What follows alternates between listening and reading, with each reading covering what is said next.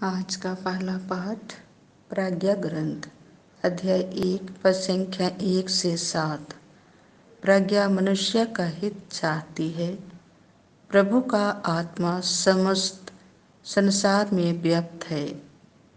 हे पृथ्वी के शासकों, न्याय से प्रेम रखो, प्रभु के विषय में ऊंचे विचार रखो और निष्कपट हृदय से उसे खोजते रहो, क्योंकि जो उसकी परीक्षा नहीं लेते वे उसे प्राप्त करते हैं। प्रभु अपने को उन लोगों पर प्रकट करता है जो उस पर अविश्वास नहीं करते। कुटिल विचार मनुष्य को ईश्वर से दूर करते हैं। सर्वशक्तिमत्ता उन मूर्खों को परास्त कर देती है जो उसकी परीक्षा लेते हैं।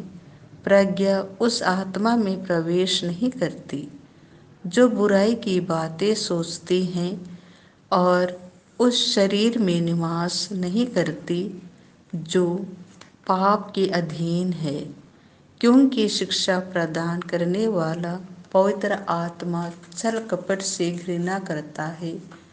वह मुक्ततापूर्ण विचारों से अलग रहता है और अन्याय से दूर भागता है।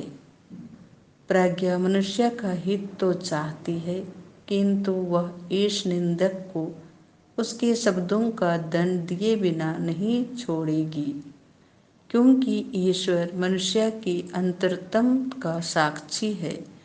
वह उसके हृदय की थाह लेता और उसके मुख के सभी शब्द सुनता है।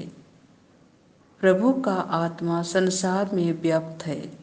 वह सब कुछ को एकता में बंधे रखता है और मनुष्य जो कुछ करते हैं वह सब जानता है। यह प्रभु की वाणी है। संत लुकस के अनुसार पवित्र सुसमाचार अध्याय 17 पद संख्या 1 से 6। यदि वह दिन में 7 बार आकर कहता है कि मुझे खेद है, तो तुम उसे क्षमा करते जाओ।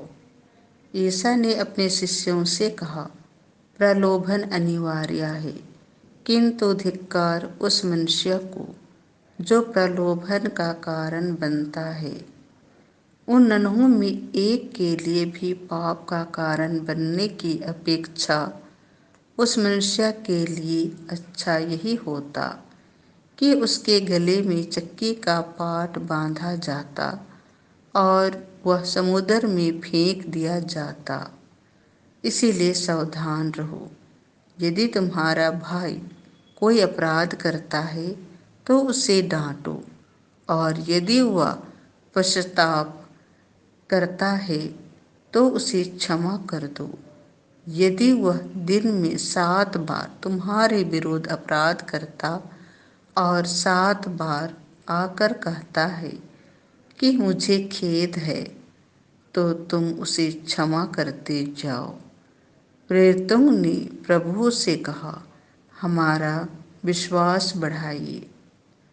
प्रभु ने उत्तर दिया, यदि तुम्हारा विश्वास राई के दाने के बराबर भी होता और तुम शहतूत के इस पेड़ से कहते, उखड़कर समुद्र में लग जा, तो वह तुम्हारी बात मान लेता। यह प्रभु का सुसमाचार है।